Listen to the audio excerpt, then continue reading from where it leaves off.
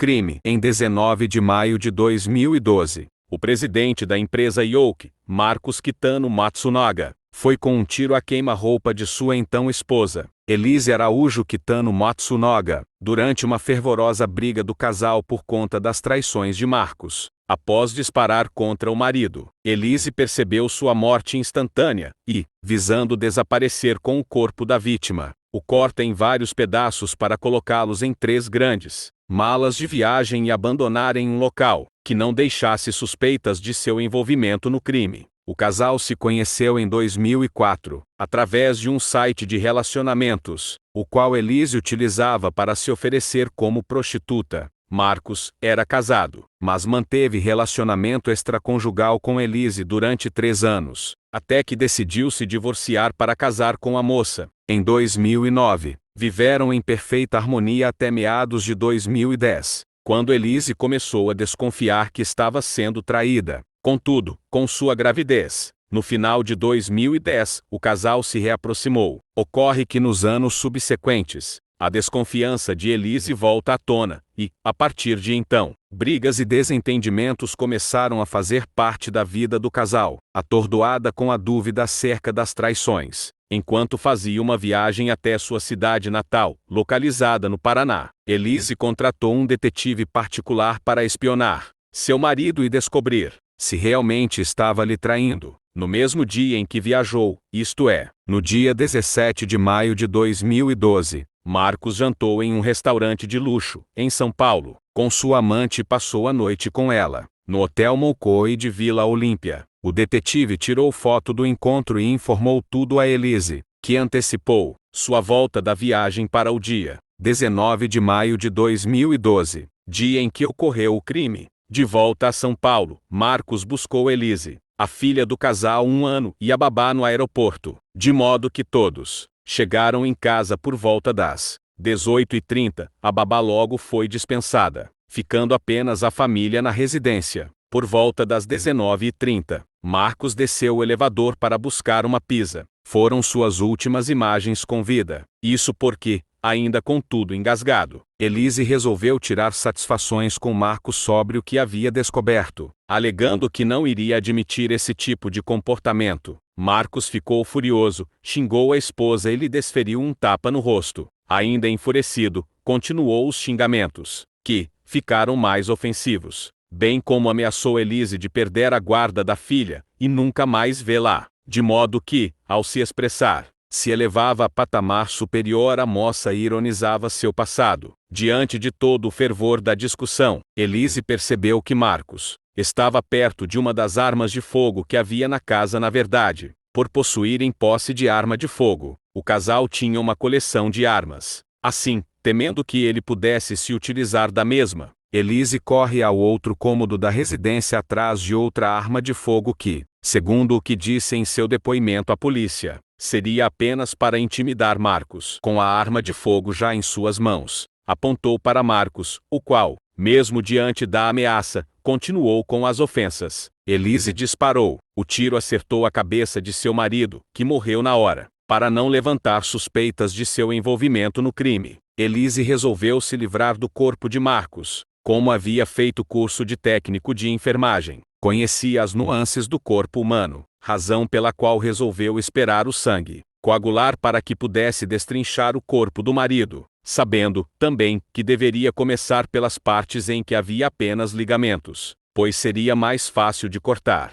Elise esquartejou Marcos em 6 partes: cabeça, braços, tórax, pernas. Após isso, colocou seus restos mortais dentro de diferentes sacos de lixo, literalmente embalando os pedaços para colocar dentro das malas de viagem, de modo que pudesse sair do prédio, sem maiores questionamentos acerca do que carregava. No dia 20 de maio de 2012, por volta das 11 horas, Elise saiu do apartamento carregando 3 malas grandes de viagem, com o corpo de Marcos dentro, rumo ao Paraná. Porém, no meio do trajeto, refez o percurso e decidiu que não iria sair do estado de São Paulo, abandonando o corpo de Marcos em uma rodovia localizada em Cotia, São Paulo. O corpo foi encontrado no dia 23 de maio de 2012, e encaminhado para as investigações pelo DHPP, no dia 04 de junho de 2012, identificaram que a vítima se tratava do famoso empresário Marcos Kitano Matsunaga, até então desaparecido. Quando as autoridades assistiram os vídeos, gravados pela câmera de segurança do prédio em que a família Matsunaga morava,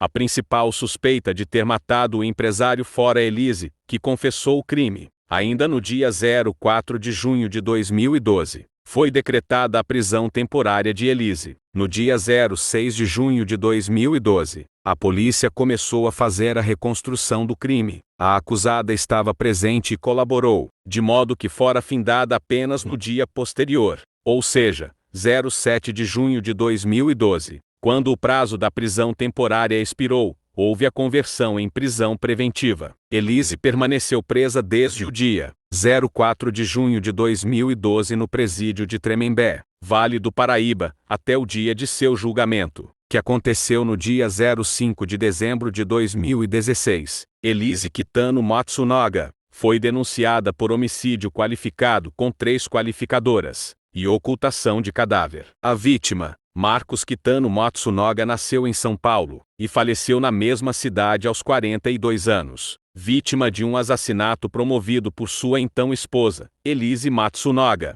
Seus avós fundaram a empresa de ramo alimentício Yoki em 1960. Frequentou as melhores escolas paulistanas e, ao concluir o ensino médio, estudou administração na FGV, para que pudesse assumir a empresa construída pela família. Seu assassinato ficou conhecido como Caso Yoki, justamente por ser o presidente herdeiro da aludida empresa. O julgamento, o júri de Elisa Kitano Matsunaga, se iniciou no dia 28 de novembro de 2016, e a sentença só foi proferida no dia 5 de dezembro de 2016. A acusação defendia a tese de que a ré deveria ser condenada por homicídio qualificado, com incidência de 3 qualificadoras, motivo torpe, vez que teria cometido homicídio por vingança e dinheiro, meio cruel, pois a vítima ainda estava viva quando houve o esquartejamento, e por meio que dificultasse a defesa da vítima, tendo em vista que o tiro dado foi a queima-roupa.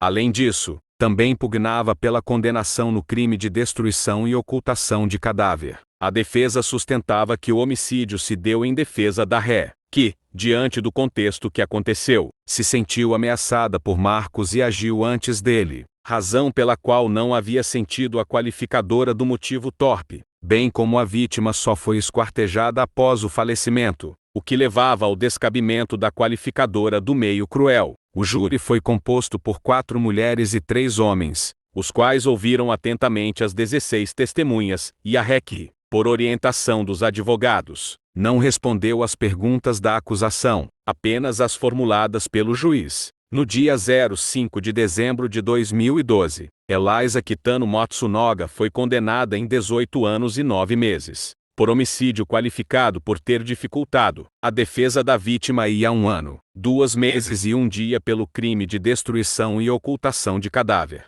Ou seja, deveria cumprir 19 anos, 11 meses e 1 dia de pena. Após a prolação da sentença, a defesa manifestou interesse em recorrer, sob o argumento de que a dosimetria da pena foi equivocada, tendo o juiz elevado demais a pena, não estando esse quantum de acordo com a vontade dos jurados. No dia 25 de abril de 2018, o Tribunal de Justiça de São Paulo analisou os recursos interpostos, tanto pela acusação quanto pela defesa. Por decisão unânime, o quantum de pena estabelecido no julgamento foi mantido. Desde 2022 ela está em liberdade condicional e mora em Franca, São Paulo, onde está trabalhando como motorista por aplicativo.